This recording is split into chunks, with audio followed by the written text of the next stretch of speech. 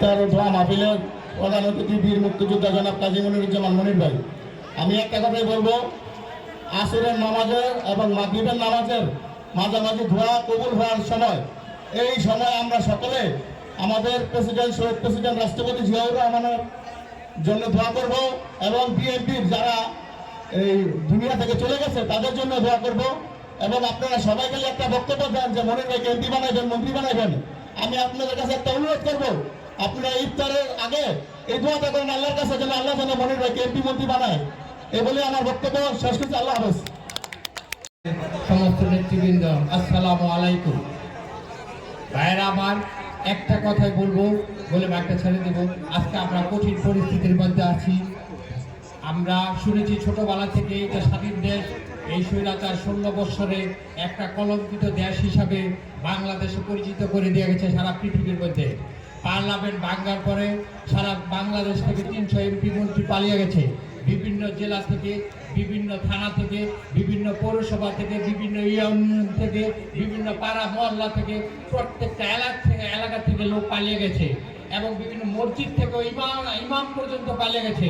তারা কত বড় জুলুম করেছে, কত বড় অত্যাচার করেছে, তাদের বিবেক তাদের জাগ্রত হয়েছে, যা আমাদের বাংলাদেশে তাদের আর ঠাঁই নাই, সেজন্য তারা পালিয়ে গেছে। এই বলে শেষ করছি। বাংলাদেশ জিন্দাবাদ, তারেক রহমান জিন্দাবাদ। আমার কাজী মনির তারাপো পৌর বিএনপি ও অঙ্গ সহযোগী সংগঠনের উদ্যোগে শহীদ প্রেসিডেন্ট জিয়াউর রহমানের আত্মার মাগফিরাত ও দেশনেত্রী বেগম খালেদা জিয়ার সুস্থতা কামনা ও তারেক রহমানের 31 দফা বাস্তবায়নের লক্ষ্যে এই মহান সমাবেশে উপস্থিত আজকের অনুষ্ঠানের প্রধান অতিথি, রূপগঞ্জের মা মাটি ও গণমানুষের নেতা, রূপগঞ্জের অহংকার, রূপগঞ্জের নয়নের মণি, বীর মুক্তিযোদ্ধা কাজী মনিরুজ্জামান মনির ভাই। আমাদের মঞ্চে উপস্থিত আছেন আজকের অনুষ্ঠানের সভাপতি আলহাজ নাসিরউদ্দিন নাসির ভাই। আমাদের মঞ্চে আরও উপস্থিত আছেন আমার রাজনৈতিক অভিভাবক, নারায়ণগঞ্জ জেলা স্বেচ্ছাসেবক দলের আহ্বায়ক মাহবুবুর রহমান মাহবুব ভাই ও অন্যান্য সকল নেতৃবৃন্দকে আমার অন্তরের অন্তঃস্থল থেকে সালাম। আসসালামু আলাইকুম রহমতুল্লাহ। ইয়া আইয়ুহাল্লাযীনা আমানু কুতিবা আলাইকুমুস সিয়ামু কামা কুতিবা আলাল্লাযীনা মিন ক্বাবলিকুম লাআল্লাকুম তাত্তাকুন। হে ঈমানদারগণ, তোমাদের উপর রোজা ফরজ করা হয়েছে যেমনভাবে তোমাদের পূর্ববর্তী সম্প্রদায়ের উপর। আজকে আমরা ইফতারের পূর্ব মুহূর্তে আমরা সকলে একটাই দোয়া করব, শহীদ প্রেসিডেন্ট জিয়াউর রহমান আল্লাহ তাআলা যেন তাকে জান্নাতুল উচ্চ মাকাম দান করেন।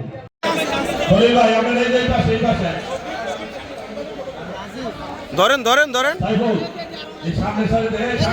স্যার স্যার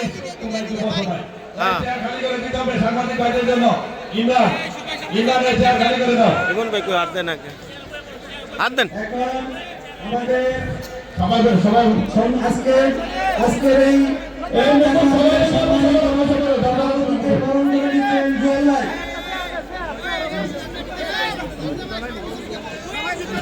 এই দিকে তাকাই একটু সময় দিয়ে।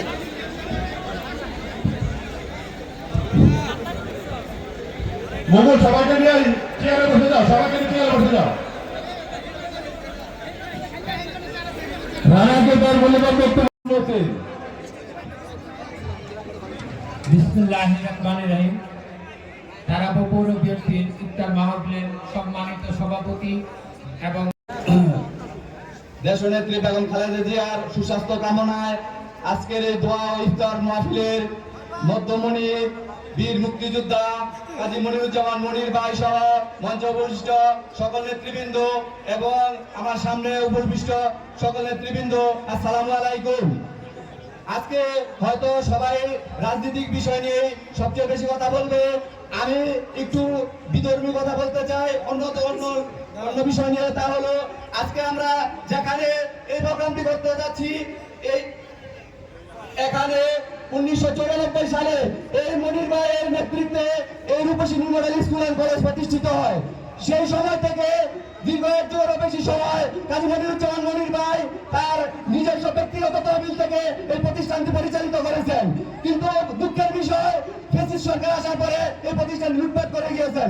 যাই হোক, এখন আমরা দোয়া করি এই নবনির্বাচিত কাজী মনির ভাই যেন দেশ ও জনগণের সেবা করতে পারে। এই বলে আমি আমার বক্তব্য শেষ করছি। আসসালামু আলাইকুম। উপস্থিত সম্মানিত সভাপতি, উপস্থিত প্রধান অতিথি, আমার আপনার প্রিয় নেতা এই রূপগঞ্জের কৃতি সন্তান, রূপগঞ্জের গণমানুষের নেতা বীর মুক্তিযোদ্ধা কাজী মনিরুজ্জামান মনির সহ সিনিয়র নেতৃবৃন্দ ও উপস্থিত অতিথিবৃন্দ সকলকে জানাই শুভেচ্ছা, সালাম, আসসালামু আলাইকুম। সম্মানিত উপস্থিতি, আপনারা ইতিমধ্যে আমার আগের বক্তা বলে গেছেন যে যেই স্থানে যে সভাটা হচ্ছে এটা রূপসী নিউ মডেল হাই স্কুল। এই রূপসী নিউ মডেল হাই স্কুলের জনক প্রতিষ্ঠাতা হলেন আমাদের কাজী মনিরুজ্জামান মনির ভাই।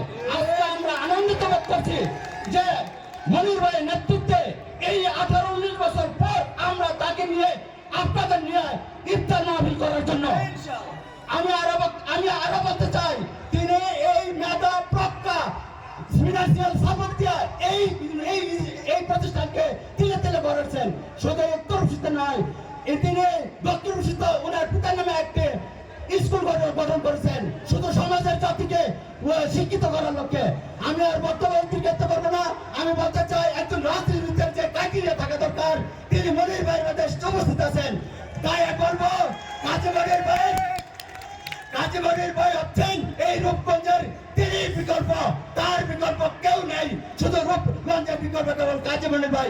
তাই কাজী মনির ভাইয়ের একটাই স্বপ্ন যে আগামী দিনে এই রূপগঞ্জকে একটি মডেল রূপগঞ্জ উপহার দিয়েছেন না, তার স্বপ্ন যেন বাস্তবায়িত, সেই দোয়া কামনা করে আমি আর বক্তব্য শেষ করছি। সকলকে ধন্যবাদ।